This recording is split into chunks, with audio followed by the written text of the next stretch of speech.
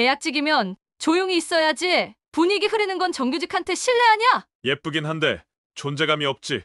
그 얼굴로 뭘 더 바래? 이래서 계약직은 안 된다니까. 말하지 않아도 괜찮을 줄 알았어요. 참고 버티면 언젠가는 끝날 거라 믿었죠. 하지만 그날 밤 산소 마스크를 쓴 언니를 병원에서 마주한 순간 서연은 알게 됐습니다. 이제는 자신이 말해야 한다는 걸요. 그리고 끝까지 가보겠다고 결심했죠. 겉모습은 같았지만 그날 이후 사무실에 들어간 사람은 이소연이 아니었습니다. 그녀는 아무 말 없이 데이터를 복구하고 사람들의 말과 행동을 하나씩 모아갔습니다. 표정은 흔들림이 없었고 움직임은 조용했어요. 모든 것이 계획된 순서대로 흘러갔습니다. 사람들이 무시했던 계약직, 사실은 국가가 보낸 칼날이었죠. 그녀는 어떻게 대한민국 굴지의 재벌 회사를 무너뜨릴 수 있었을까요? 지금부터 그 놀랍고도 충격적인 이야기 시작합니다. 좋아요와 구독 부탁드립니다. 아침 7시 30분 이소연은 H그룹 마케팅팀 사무실에 가장 먼저 도착했습니다. 계약직 2년 차인 그녀의 일과는 늘 이렇게 시작됐어요. 텅 빈 사무실에서 혼자 자리를 정리하고 커피포트를 준비하는 시간, 이것만이 그녀에게 허락된 유일한 평화였습니다. 조용하고 성실한 소연은 다른 누구보다 먼저 출근해서 하루를 준비했죠. 소연은 묵묵히 자신의 책상에 앉아 오늘 할 일들을 점검했어요. 신제품 런칭 자료 정리, 고객 피드백 분석, 회의 준비까지 성실하게 해내야 할 일들이 산더미 같았지만 그녀는 불평 없이 해냈습니다. 실수라도 하면 바로 지적받을 게 뻔했거든요. 다른 직원들이 오기 전까지의 이 시간만이 온전히 자신만의 것이었어요. 소연 씨, 오늘도 일찍 왔네요. 8시 40분 박소진 팀장이 들어서며 차가운 시선으로 소연을 훑어봤습니다. 계약직은 부지런해야죠. 요즘 경기가 안 좋은데 더 열심히 해야 하는 거 아시죠? 정규직 13년 차인 박소진의 말투에는 늘 날카로운 가시가 숨어 있었습니다. 소연은 작게 고개를 끄덕였어요. 네, 팀장님. 그녀는 박소진을 대할 때마다 몸이 움츠러들었습니다. 미묘한 우월감과 권력을 과시하는 그녀의 시선이 부담스러웠거든요. 오전 회의 시간 소연은 구석자리에 앉아 조용히 메모만 했습니다. 다른 사람들이 활발하게 의견을 나눌 때도 그저 듣기만 했어요. 어차피 계약직인 자신의 목소리는 중요하지 않다고 생각했거든요. 회의실 안의 공기가 무거웠고 모든 사람들의 시선이 부담스러웠습니다. 점심시간이 되자 동료들은 335 식당으로 향했습니다. 고유미 주임이 형식적으로 물었어요. 소연 씨도 같이 갈래요? 하지만 그녀의 표정에서 진심이 아니라는 걸 소연은 알 수 있었습니다. 예의상 묻는 질문일 뿐이었죠. 괜찮습니다. 편의점에서 간단히 먹을게요. 소연이 대답하자 고유미는 안도하는 듯한 미소를 지었어요. 혼자 남은 사무실에서 편의점 도시락을 먹는 소연의 모습은 쓸쓸했습니다. 밖에서는 동료들의 웃음소리가 들려왔지만 그 웃음 속에 자신은 없었어요. 오후 6시가 넘어가자 오영석 부장이 회식 제안을 했습니다. 오늘 신제품 런칭 성공을 축하해서 한잔하자. 다들 시간 있지? 모든 사람들이 고개를 끄덕였어요. 소연도 마찬가지였습니다. 계약직에게 회식은 선택이 아니라 의무였거든요. 거절할 수도 없는 상황이었어요. 저녁 9시 회사 근처 술집에서 회식이 시작됐습니다. 소연은 구석자리에 앉아 조용히 있었어요. 술을 마시지 않는 그녀는 더욱 소외감을 느꼈습니다. 사람들이 웃고 떠들 때도 그저 어색한 미소만 지을 뿐이었죠. 회식 자리는 늘 불편했어요. 술이 몇 잔 돌고 나자 분위기가 달라졌습니다. 박소진 팀장이 웃으며 말했어요. 애는 술도 못 마시고 얼굴은 예쁜데 존재감이 없어. 그녀의 말에 다른 사람들이 킬킬거렸습니다. 오영석 부장이 소연의 어깨에 손을 올리며 말했습니다. 우리 팀 분위기 메이커, 오늘은 좀 보여줘야지. 그의 손길이 불쾌했지만 소연은 피할 수도 없었어요. 몸을 움츠렸지만 아무 말도 할 수 없었습니다. 고유미가 휴대폰을 들고 말했어요. 기념사진 찍어요. 플래시가 터지는 순간 소연은 억지로 미소를 지었습니다. 어깨에 손을 얹은 오영석 부장과 함께 찍힌 사진이었죠. 그 미소 뒤에 숨겨진 고통은 아무도 알아차리지 못했습니다. 회식이 끝나고 집으로 돌아온 후 소연은 단체 채팅방 알림을 확인했어요. 이소연 짤이라는 제목으로 방금 찍은 사진이 올라와 있었습니다. 어깨에 손을 얹은 부장의 사진에 해시태그 몸값은 얼굴로라는 글귀가 붙어 있었어요. 동료들의 댓글들이 달렸습니다. 진짜 인형 같네 크크 표정 없는 것 봐라 말도 안 하고 재미없어. 박소진은 회식 후 차가운 목소리로 말했습니다. 불편했으면 티라도 내지 그랬어요. 이래서 계약직은 안 돼. 그녀의 말이 소연의 가슴을 찔렀어요. 다음 날 아침 소연은 말없이 산의 계단을 올랐습니다. 매일 반복되는 이 계단, 매일 견뎌야 하는 이 시간들이 너무나 버거웠어요. 창밖으로는 비가 내리기 시작했습니다. 회색빛 하늘이 소연의 마음과 닮아 있었죠. 그날 밤 소연은 아파트 베란다에 서서 창밖을 바라봤어요. 비가 계속 내리고 있었습니다. 15층 높이에서 내려다본 거리는 까마득했어요. 소연은 몸을 앞으로 기울였습니다. 더 이상 견딜 수 없었어요. 세상이 흑백으로 보이기 시작했고 모든 것이 멈춰 서는 것 같았습니다. 그 순간 소연의 의식이 멀어져 갔어요. 응급실의 차가운 형광등 불빛 아래 이소연은 의식을 잃은 채 침대에 누워 있었습니다. 심전도 기계의 규칙적인 삐삐 소리가 조용한 병실에 울려 퍼졌어요. 그 옆에 앉아있던 이서연은 군용 태블릿을 꺼내 언니의 핸드폰 백업 로그를 분석하기 시작했습니다. 서연의 차가운 눈빛이 화면에 집중됐어요. 국정원에서 익힌 해킹 기술로 언니의 모든 데이터를 복구하고 있었습니다. 모든 대화, 사진, 녹음 파일들이 하나씩 화면에 떠올랐어요. 단체 채팅방의 메시지들이 먼저 눈에 들어왔습니다. 소연이 오늘도 씻고 있네. 크크크 진짜 안면 마비임. 고유미가 보낸 메시지였어요.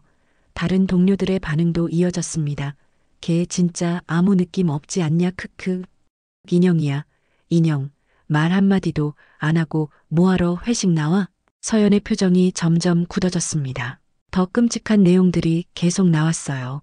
회식 중 녹음된 파일도 있었습니다.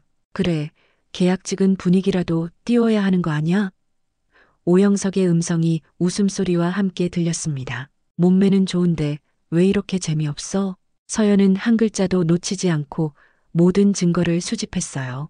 언니가 얼마나 고통받았는지 생생하게 느낄 수 있었습니다. 사진 파일들도 확인했어요. 회식 자리에서 찍힌 사진들, 언니의 어색하고 굳은 표정, 그리고 그 사진에 달린 악의적인 댓글들까지.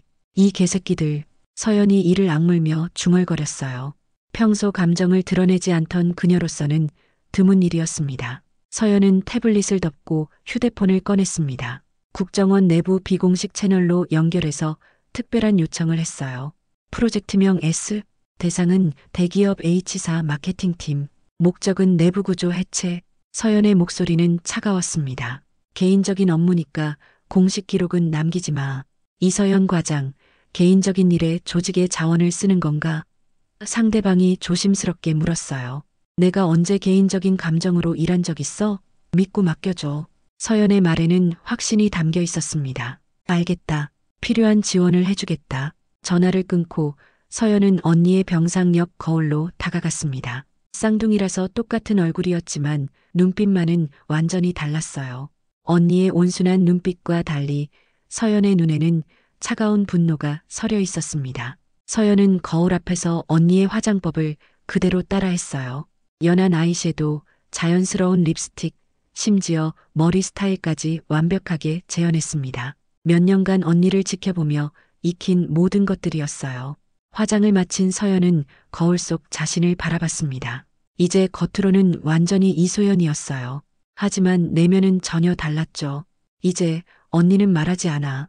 내가 말할 거야. 서연이 거울을 향해 조용히 말했습니다. 그녀의 목소리에는 결의가 담겨 있었어요. 다음 날 아침 서연은 언니의 옷을 입고 H그룹으로 향했습니다. 언니가 늘 입던 수수한 블라우스와 검정 바지, 평범한 구두까지 모든 것을 그대로 따라했어요. 외관상으로는 누가 봐도 이소연이었습니다. 지하철 안에서 서연은 언니가 매일 겪었을 고통을 생각했어요. 이 시간, 이 장소에서 언니는 얼마나 무거운 마음으로 출근했을까요? 가슴이 답답해지는 걸 느꼈습니다.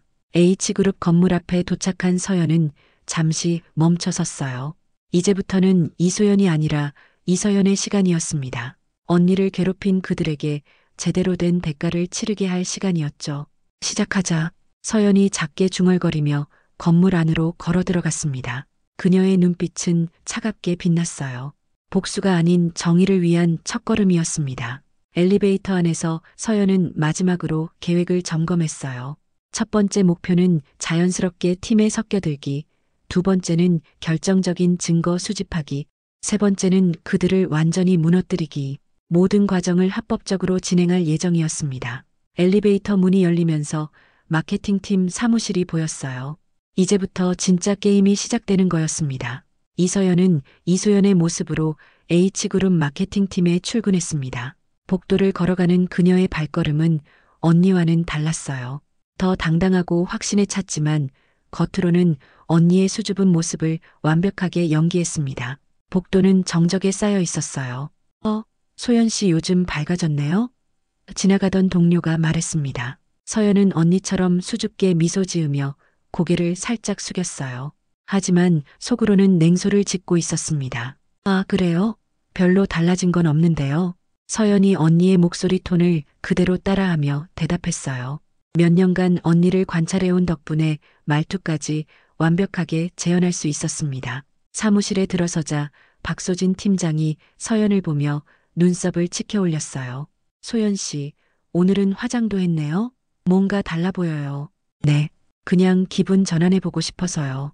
서연이 조심스럽게 대답했습니다. 손 안에는 작은 녹음펜이 켜져 있었어요. 모든 대화를 증거로 수집하고 있었습니다. 오영석 부장이 다가왔습니다. 우리 소연 씨, 요즘 뭔가 생기가 돌아요. 좋은 일 있어요? 그는 언니에게 했던 것처럼 서연의 어깨 근처로 손을 뻗었어요.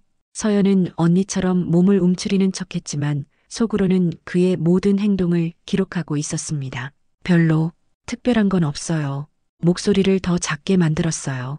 그래도 예전보다 훨씬 좋아 보여요. 계약 연장하자. 내가 위에 얘기해 줄게. 오영석이 웃으며 말했습니다. 그의 손이 서연의 어깨에 살짝 닿았어요. 서연은 미소를 지었습니다. 언니의 어색한 미소가 아니라 계산된 미소였어요. 감사합니다, 부장님. 녹음펜은 계속 돌아가고 있었습니다. 점심시간이 되자 고유미가 다가왔어요. 소연 씨, 오늘은 어떻게 할 거예요? 혼자 드실 거예요? 평소처럼 형식적인 질문이었습니다. 네, 그냥 편의점에서 사 먹을게요. 서연이 대답했지만 속으로는 다른 계획을 세우고 있었어요. 유미가 다른 동료들과 함께 나가려는 순간 서연이 조심스럽게 말했습니다. 유미 씨, 잠깐만요. 응? 뭔데? 서연은 주위를 살피며 작은 목소리로 말했어요. 팀장님이 유미 씨 보고 부담스럽다고 하시더라고요. 너무 적극적이라고. 유미의 표정이 순간 굳었습니다. 뭐라고? 누가 그런 말을 했어? 저도 들은 건데 확실하지는 않아요. 그냥 조심하시라고. 서연이 걱정스러운 표정으로 말했어요. 물론 거짓말이었지만 팀 내부의 균열을 만들기 위한 계산된 행동이었습니다. 그 순간부터 유미의 행동이 달라지기 시작했어요. 점심시간에도 박소진과 거리를 두었고 평소보다 조용해졌습니다. 서연의 첫 번째 심리전이 효과를 보기 시작한 거였죠. 오후에는 외부 컨설턴트라고 소개된 남자가 팀에 합류했습니다. 안녕하세요, 정 과장입니다. 앞으로 몇 주간 여러분과 함께 일하게 됐습니다. 그는 실제로는 서연의 국정원 동료였어요. 박소진이 의심스러운 눈빛으로 물었습니다. 어떤 프로젝트 관련해서 오신 건가요? 마케팅 효율성 개선 프로젝트입니다. 최근 성과 분석을 위해 내부 일정과 업무 프로세스를 파악해야 해서요. 정 과장이 자연스럽게 대답했어요. 서연은 컴퓨터 앞에 앉아 일하는 척하면서 국정원 내부 데이터베이스에 접속했습니다. 오영석과 협력사 간의 자금 흐름을 추적하기 시작했어요.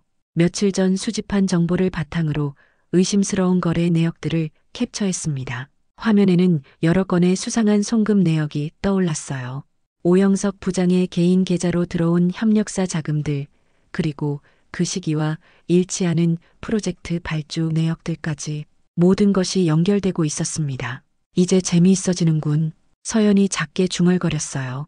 그날 저녁 회식 자리에서 서연은 언니가 앉았던 구석 자리에 앉았습니다. 하지만 이번에는 달랐어요. 모든 대화를 녹음하고 있었고 사람들의 행동 하나하나를 분석하고 있었습니다. 회식 당시 찍었던 단체 사진을 다시 보면서 서연은 생각했어요. 웃고 있는 사람들 가운데서 언니만 유독 어색하고 굳어 있었던 모습이 선명하게 기억났습니다. 그 사진 속 언니의 표정이 서연의 분노를 더욱 키웠어요. 곧 모든 게 끝날 거야, 언니. 서연이 속으로 다짐했습니다. 복수가 아닌 정의를 위해서 말이죠. 사장, 서연은 유미에게 팀장이 유미 씨 보고 부담스럽대요라는 말을 흘린 후 며칠 동안 그 효과를 지켜봤습니다. 유미는 점차 소진과 거리를 두기 시작했어요. 점심시간에도 따로 행동하고 회의에서도 예전처럼 적극적이지 않았습니다. 유미 씨, 요즘 왜 저한테만 시켜요? 유미가 박소진에게 불만을 터뜨렸습니다. 평소 순종적이던 그녀로서는 드문 일이었어요. 박소진은 당황하며 반박하려다 말았습니다. 뭔 소리야?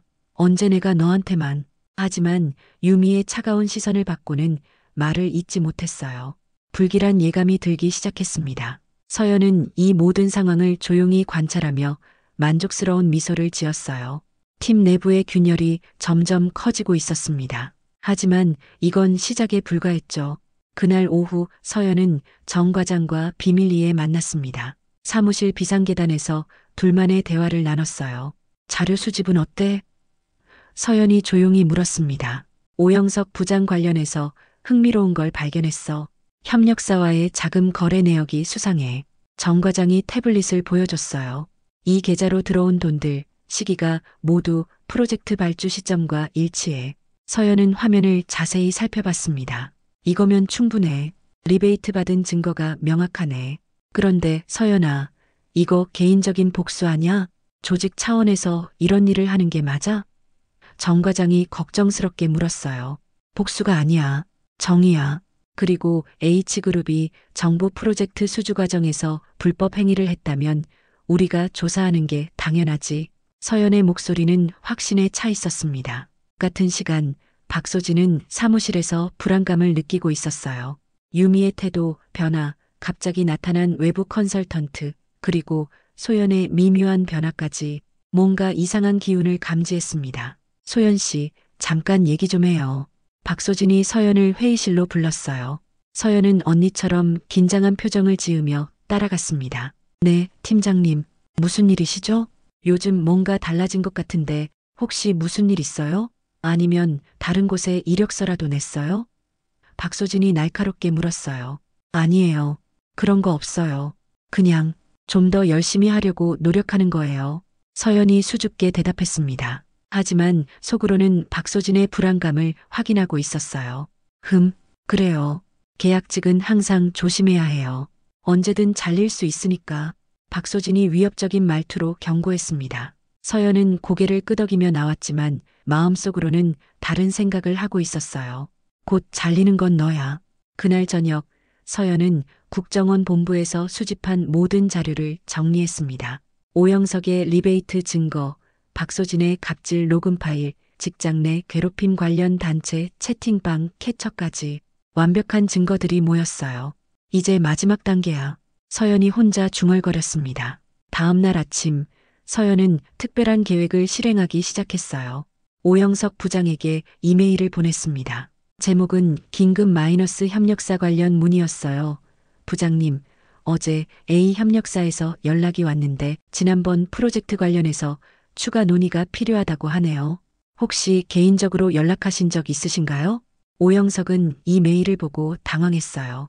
협력사와의 은밀한 거래가 발각될까봐 걱정되었거든요. 급하게 서연에게 전화를 걸었습니다. 소연 씨, 그 이메일 무슨 뜻이야? A 협력사에서 뭐라고 했어? 그냥 프로젝트 마무리 관련해서 부장님께 개인적으로 감사 인사를 드리고 싶다고 하더라고요. 서연이 침착하게 대답했어요. 물론 거짓말이었지만요. 그래. 그럼 내가 직접 연락해 볼게. 너는 신경 쓰지 마. 오영석이 안도하며 말했습니다. 서연은 전화를 끊고 미소를 지었어요. 오영석이 협력사와 개인적인 관계가 있다는 걸 스스로 인정한 거였죠. 이 통화도 물론 녹음되고 있었습니다. 점심시간 유미가 서연에게 다가왔어요. 소연아, 정말 팀장이 나한테 그런 말 했어? 저도 확실하지는 않아요. 그냥 들은 얘기라서. 서연이 모호하게 대답했습니다. 요즘 팀장 표정이 이상해. 뭔가 신경 쓰이는 일이 있는 것 같아. 유미가 걱정스럽게 말했어요. 서연은 속으로 웃었습니다. 팀 내부의 불신과 의심이 점점 커지고 있었어요. 모든 것이 계획대로 진행되고 있었습니다. 그날 오후 정 과장이 서연에게 중요한 정보를 전달했어요. 내일 본사에서 감사팀이 내려온다. 정부 프로젝트 관련 조사를 위해서. 서연의 눈이 반짝였습니다. 드디어 시작이네. 모든 퍼즐 조각들이 맞춰지고 있었어요. 이제 마지막 한 수만 남았습니다. 드디어 결정적인 순간이 왔습니다. 전 직원이 모인 대회의실, 긴장감이 팽팽하게 감돌고 있었어요. 박소진 팀장은 앞자리에 앉아 있었고 오영석 부장은 뒤쪽에서 불안한 표정을 짓고 있었습니다. 고유미와 다른 팀원들도 무슨 일인지 모른 채 웅성거리고 있었어요. 서연은 언니의 모습으로 가장 뒤쪽 구석자리에 앉아 있었습니다. 평소 소연이 앉던 자리였죠. 하지만 오늘은 달랐어요. 그녀의 눈빛에는 차가운 결의가 서려 있었습니다. 회의가 시작되자 서연이 조용히 일어섰어요. 모든 사람들의 시선이 그녀에게 집중됐습니다. 평소 회의에서 한마디도 하지 않던 소연이 갑자기 일어선 것에 모두 놀랐어요. 팀장님, 서연이 박소진을 똑바로 바라보며 말했습니다. 목소리는 여전히 작았지만 평소와는 다른 무언가가 느껴졌어요. 소연 씨, 갑자기 왜 그래요? 박소진이 당황하며 물었습니다. 서연은 천천히 테이블로 걸어갔어요. 모든 사람들이 숨을 죽이고 지켜봤습니다. 이 말 기억하시죠? 서연의 목소리가 점점 또렷해졌어요. 무슨 말을 하는 거예요? 박소진의 얼굴이 하얗게 질렸습니다. 계약직은 몸값이라도 해야지. 서연이 차갑게 말했습니다. 회의실 안이 순식간에 정적에 휩싸였어요. 모든 사람들이 충격을 받았습니다. 오영석 부장이 벌떡 일어섰어요. 소연 씨, 지금 뭐 하는 거야?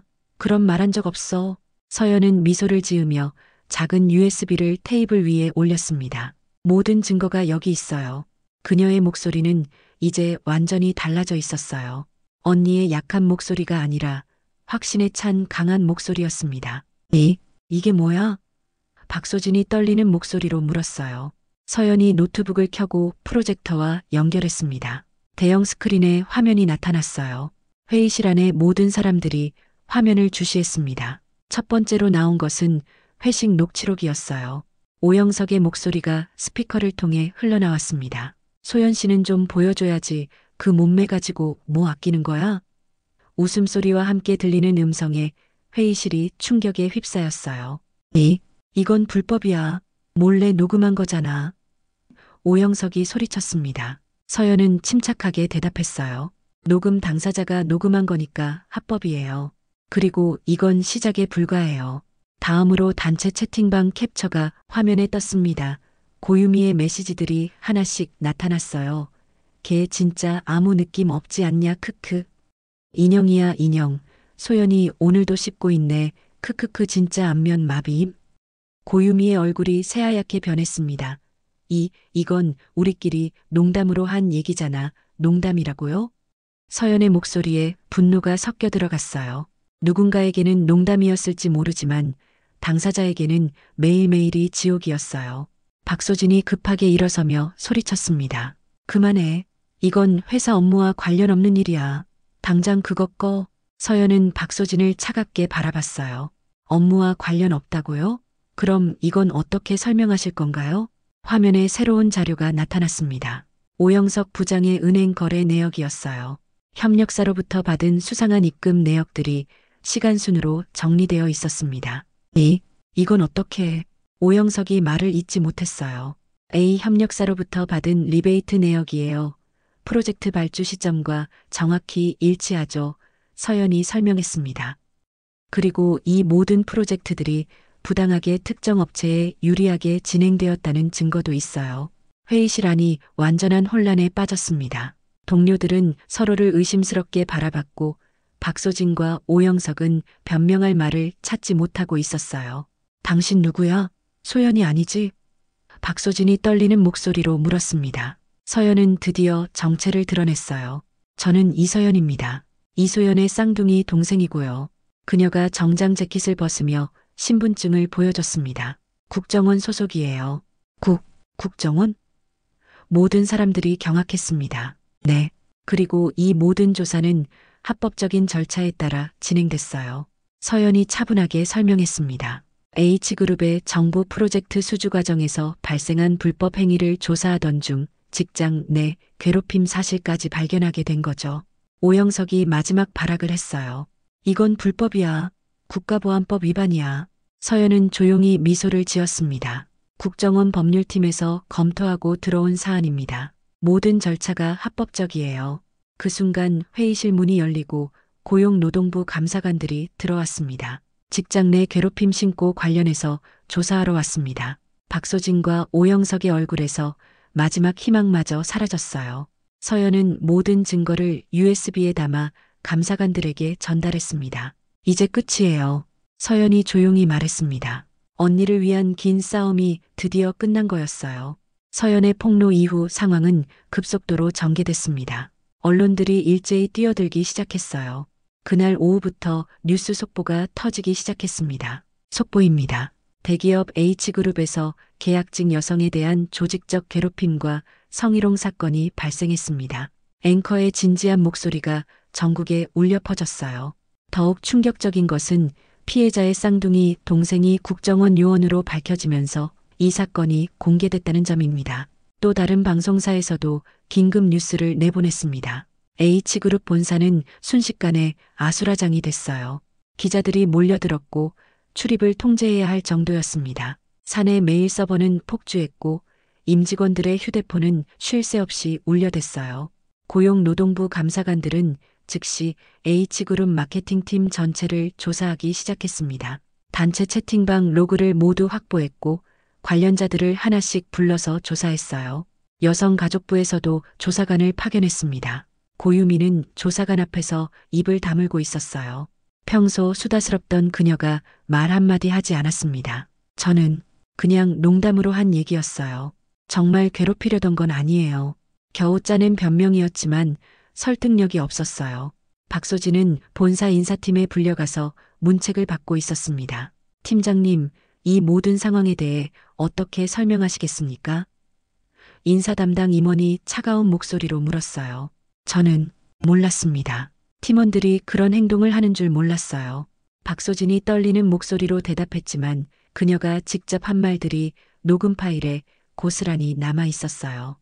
오영석은 이미 검찰 조사를 받고 있었습니다. 협력사와의 리베이트 문제가 더 심각한 상황이었거든요. 부장님, 이 계좌로 들어온 돈에 대해 설명해 주세요. 검사가 은행 거래 내역을 보여줬어요. 그건 개인적인 용돈이었습니다.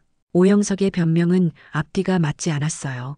프로젝트 발주 시점과 정확히 일치하는 입금 내역들을 설명할 방법이 없었습니다. 본부장은 결국 공식 사과문을 발표해야 했습니다.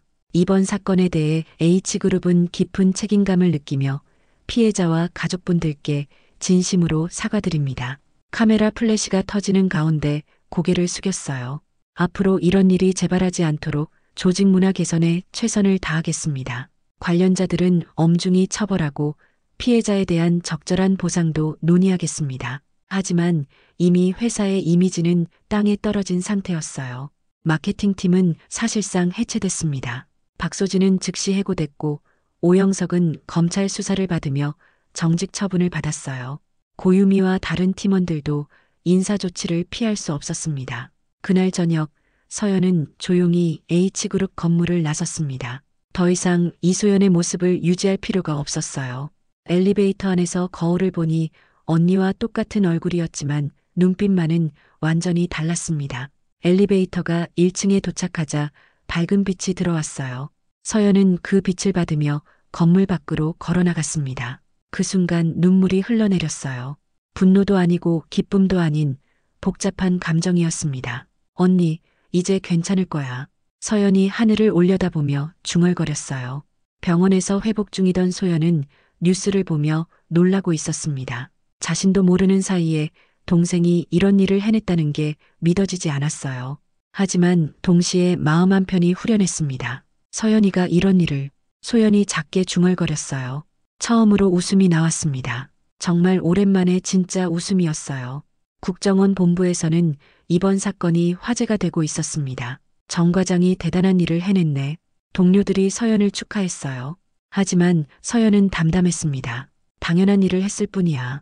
그녀에게는 복수가 아니라 정의였으니까요. 그날 밤 뉴스에서는 이 사건이 메인으로 다뤄졌습니다. 직장 내 괴롭힘의 심각성을 다시 한번 보여준 사건이라고 평가됐어요. 전문가들은 조직 문화 개선의 필요성을 강조했습니다. 사람들은 이 사건을 통해 많은 것을 느꼈어요. 단순한 복수가 아니라 침묵당한 사람들을 위한 목소리였다는 걸 알게 된 거죠. 사건이 터진 지 한 달 후 이소연은 언론 앞에 처음으로 모습을 드러냈습니다. 병원에서 완전히 회복한 그녀는 기자회견장에 조용히 앉아 있었어요. 수많은 카메라 플래시가 터졌지만 소연의 표정은 이전과는 달랐습니다. 위축되고 두려워하던 모습이 아니라 차분하고 담담한 모습이었어요. 왜 이제야 말씀하시게 됐나요? 한 기자가 질문했습니다. 소연은 잠시 침묵하다가 천천히 입을 열었어요. 말한 적이 있었어요. 하지만 아무도 듣지 않았어요. 그녀의 목소리는 떨리지 않았습니다. 계약직이라는 이유로, 의리라는 이유로 참아야 한다고 생각했거든요. 기자회견장이 조용해졌어요. 모든 사람들이 소연의 말에 귀를 기울였습니다. 처음에는 작은 무시였어요. 점심 약속에서 빠뜨리고 회의에서 발언 기회를 주지 않고 단체 채팅방에서 저를 조롱하는 것들이요. 소연이 차근차근 설명했어요. 하지만 점점 심해졌고 저는 그저 참기만 했어요. 가장 힘들었던 순간은 언제였나요? 또 다른 기자가 물었습니다. 소연은 잠시 눈을 감았다가 대답했어요. 가장 무서운 건 괴롭힘이 아니라 그걸 당연하다는 듯 넘기던 모두의 표정이었습니다. 그녀의 말에 기자회견장이 숙연해졌어요. 회식 자리에서 부적절한 신체 접촉을 당했을 때도, 단체 채팅방에서 저를 조롱하는 사진이 돌 때도 아무도 이상하다고 생각하지 않았어요. 오히려 제가 예민하다고, 분위기를 못 읽는다고 했죠. 무대 뒤에서 서연이 조용히 언니를 바라보고 있었어요. 언니가 이렇게 당당하게 자신의 이야기를 하는 모습을 보니 뿌듯했습니다. 더 이상 위축되고 두려워하는 언니가 아니었어요. 동생분이 국정원 요원이라는 사실을 알고 계셨나요? 기자가 물었습니다. 전혀 몰랐어요. 카페를 운영한다고만 알고 있었거든요. 소연이 작게 웃었어요. 하지만 서연이가 저를 위해 이런 일을 해줬다는 게 믿어지지 않아요. 고마우면서도 미안해요. 앞으로 어떤 계획을 가지고 계신가요? 소연은 잠시 생각하다가 대답했어요. 저와 같은 피해를 당하는 사람들이 더 이상 없었으면 좋겠어요. 그래서 직장 내 괴롭힘 예방 교육에 참여하려고 해요. 제 경험을 통해 다른 사람들에게 도움이 되고 싶어요. 기자회견이 끝나고 소연과 서연은 조용한 카페에서 만났습니다. 언니가 처음으로 동생의 진짜 모습을 보는 순간이었어요. 서연아, 정말 고마워. 그런데 왜 진짜 직업을 숨겼어? 소연이 물었습니다. 언니를 걱정시키고 싶지 않았어. 그리고 내일은 비밀이 많거든. 서연이 솔직하게 대답했어요.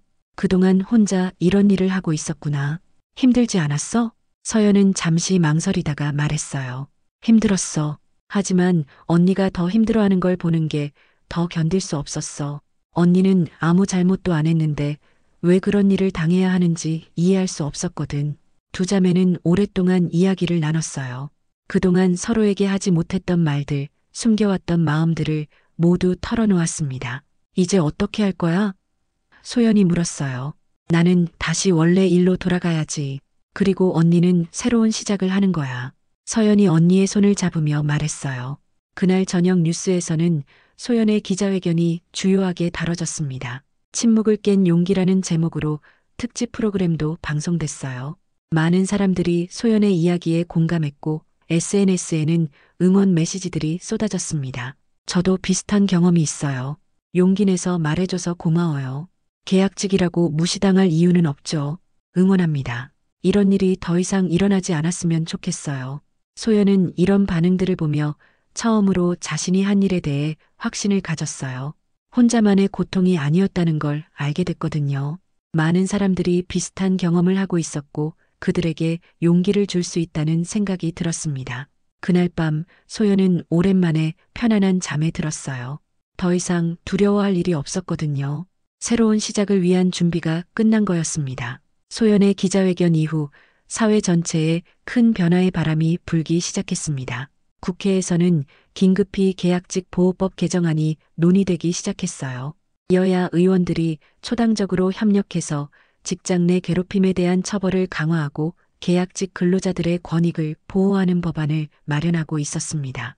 이번 H그룹 사건을 계기로 우리 사회의 고질적인 문제를 다시 한번 돌아봐야 합니다. 국정감사장에서 한 의원이 발언했어요. 계약직이라는 이유로 을의 위치에 있다는 이유로 부당한 대우를 받는 일은 더 이상 있어서는 안 됩니다. 고용노동부, 여성가족부, 국가인권위원회가 공동으로 전국 기업을 대상으로 한 대대적인 조사에 착수했습니다. 직장 내 괴롭힘 실태를 파악하고 예방 교육을 의무화하는 방안을 추진하고 있었어요. H그룹 본사 앞에는 침묵은 생존이 아닙니다라는 대형 현수막이 걸렸습니다. 시민단체와 노동자들이 자발적으로 설치한 것이었어요. 이 문구는 곧 전국으로 퍼져나갔고 직장 내 괴롭힘 근절을 위한 상징적인 슬로건이 됐습니다. 그날 오후 국정원 작전 브리핑실에서는 특별한 회의가 열리고 있었습니다. 이번 작전은 예상보다 파장이 컸습니다. 정 과장이 보고를 시작했어요. 언론의 관심도 높고 사회적 반향도 상당합니다. 이서연은 회의 테이블에 앉아 침착하게 듣고 있었어요. 상급자가 그녀에게 물었습니다. 정 과장, 개인적인 감정이 개입된 작전이었는데 결과적으로는 사회적 의미가 큰 성과를 냈네요. 어떻게 생각하십니까? 서연은 잠시 생각하다가 고개를 들어 대답했어요. 시끄러운 게 나았죠. 조용히 죽는 것보단. 회의실이 조용해졌습니다. 서연의 말에는 깊은 의미가 담겨 있었어요. 때로는 정의를 위해 소란을 피우는 것도 필요하다는 뜻이었습니다. 앞으로 이런 사건들이 더 발생할 가능성이 있습니다. 우리도 대비책을 마련해야겠습니다. 상급자가 지시했어요. 네, 알겠습니다. 서연이 대답했습니다. 하지만 그녀의 마음은 이미 다른 곳에 있었어요. 언니와 함께 보낼 시간을 생각하고 있었거든요. 한 달 후 소연은 새로운 직장에서 일하기 시작했습니다. 직장 내 괴롭힘 예방 교육을 전문으로 하는 비영리 단체였어요. 그녀의 경험이 많은 사람들에게 도움이 되고 있었습니다. 저처럼 혼자 고민하지 마세요. 도움을 요청하는 것은 부끄러운 일이 아니에요. 소연이 교육 참가자들에게 말했어요. 침묵한다고 해서 문제가 해결되지는 않거든요. 교육이 끝나고 한 참가자가 소연에게 다가왔어요. 선생님 말씀 듣고 용기가 났어요. 저도 비슷한 상황인데 이제 어떻게 해야 할지 알 것 같아요. 소연은 따뜻하게 미소 지으며 대답했어요. 언제든 연락하세요. 혼자가 아니라는 걸 잊지 마세요. 그날 저녁 자매는 오랜만에 함께 저녁을 먹었습니다. 조용한 식당에서 마주 앉아 이야기를 나누고 있었어요. 요즘 어때? 새 직장은 괜찮아? 서연이 물었습니다. 응, 정말 좋아. 내 경험이 다른 사람들에게 도움이 된다는 게 뿌듯해. 소연이 밝게 대답했어요. 그런데 너는? 국정원 일은 여전히 비밀투성이야? 서연이 웃으며 말했어요. 그건 비밀이야. 하지만 요즘은 좀 다른 생각을 하고 있어. 어떤 생각? 정의라는 게 꼭 큰 일에만 있는 건 아니구나 싶어. 작은 불의를 바로잡는 것도 중요하다는 걸 깨달았거든. 서연의 목소리에는 진심이 담겨 있었어요. 두 자매는 서로를 바라보며 미소 지었습니다. 힘든 시간을 함께 이겨낸 후의 평온함이었어요. 그날 밤 뉴스에서는 새로운 소식이 전해졌습니다. 직장 내 괴롭힘 신고 건수가 전년 대비 300% 증가했습니다. 전문가들은 H그룹 사건 이후 피해자들이 용기를 내서 신고하기 시작했다고 분석하고 있습니다. 화면이 어둡게 변하면서 마지막 자막이 떠올랐습니다. 이 이야기는 실화에서 영감을 받았습니다. 그리고 지금도 누군가는 말하지 못한 채 일하고 있습니다. 하지만 이제 우리는 알고 있습니다. 침묵은 생존이 아니라는 것을, 그리고 정의는 작은 용기에서 시작된다는 것을.